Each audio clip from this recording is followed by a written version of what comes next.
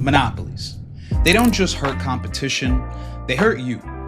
They drive prices, crush small businesses, and leave you with fewer choices. And their effects are often hidden behind buzzwords like inflation. But if we look deeper, the story gets clearer and uglier. I'm Fully Live, and I uncover how power really works so you can take it back. Today, we're talking about antitrust laws, what they are, how they've been used, and why they're connected to the rising costs you feel every day. Let's start with what antitrust laws are. They are rules designed to stop companies from getting so big that they control an entire market. The first major one was the Sherman Antitrust Act of 1890, which broke up Standard Oil in 1911. But these laws weren't just about oil. They were about protecting consumers, workers, and small businesses from being exploited by monopolies. Fast forward to today, and we're living in an oligopoly, a world where a few companies dominate every major industry. Amazon controls 40% of US e-commerce. Google dominates 92% of global search engine traffic. And in food, just 4 companies, Cargill, Tyson, JBS, and National Beef, control 85% of the US beef market. This kind of consolidation isn't just bad for competition, it's bad for your wallet. Companies use their dominance to price gouge, especially during times of economic uncertainty. During the pandemic, major meat packers increased prices by over 20%, blaming supply chain disruptions. But internal documents later revealed in a congressional investigation showed that this was deliberate. Meat packers were profiting while farmers were paid less and consumers like you and me paid more for no reason. Behavioral economists point out that consumers often stick with default options like buying from dominant brands even when these prices rise. Monopolies exploit this tendency, knowing we'll keep paying for convenience or a perceived quality even as costs climb. And here's where it gets tricky. Price gouging is often disguised as inflation. See, inflation affects all goods and services, but price gouging is when companies exploit a crisis to boost their profits. While inflation rose about 8% in 2022, corporate profit margins hit a 70-year high, according to a report from the Economic Policy Institute. Make that make sense.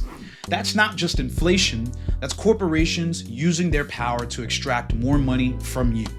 This ties directly into stagflation, a period of stagnant economic growth combined with high inflation. We exist in stagflation right now. Monopolies contribute to stagflation by limiting competition and innovation. When companies control entire markets, they set prices, cut corners, and stifle growth, leaving consumers with fewer options and higher costs. And that's real bad for you and me. But stagflation isn't new. During the 1970s, oil monopolies drove up prices, sparking an economic crisis that showed just how destructive monopolistic power can be. The lesson? Consolidation costs us more in the end every time. But here is the good news. Antitrust enforcement is making a comeback, baby. It's starting to get trendy. Let's look at some of the recent wins. The FTC's challenge to Meta's attempt to acquire Within, a virtual reality fitness app.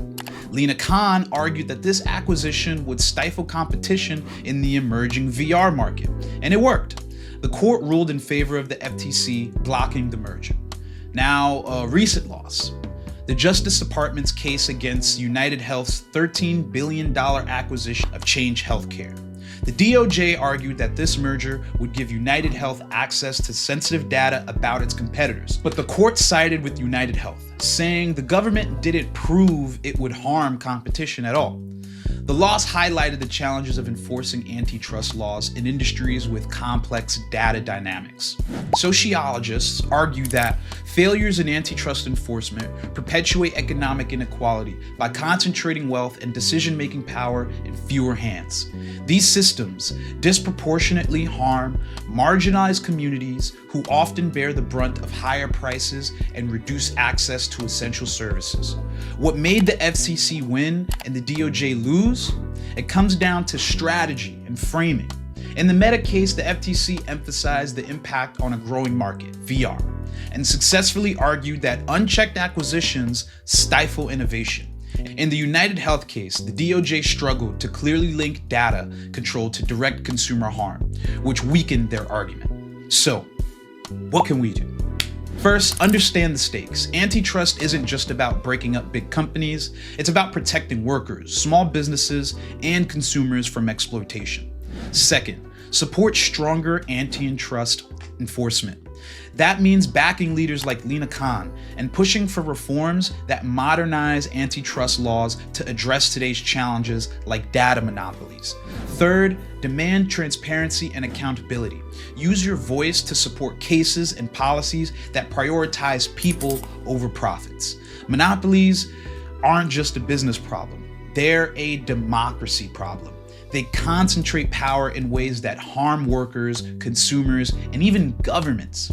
The fight against them is one of the most important battles of our time, and it's a battle that's going to be won at the voting booths and in courthouses.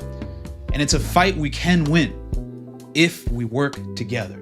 And by working together, I mean identifying the people that want the same solutions you do. I'm sure many of you did not understand that the FTC, a government agency, was working positively on our behalf. I'm sure you didn't know who Lina Khan was, or probably didn't connect the dots of some of the headlines you saw of big rulings coming out of the EU against Apple and Google and restrictions on social media for teenagers. But it's all connected, and it all connects back to your well-being. So open up your eyes, open up your ears, get involved and partner up with people that are already doing the work.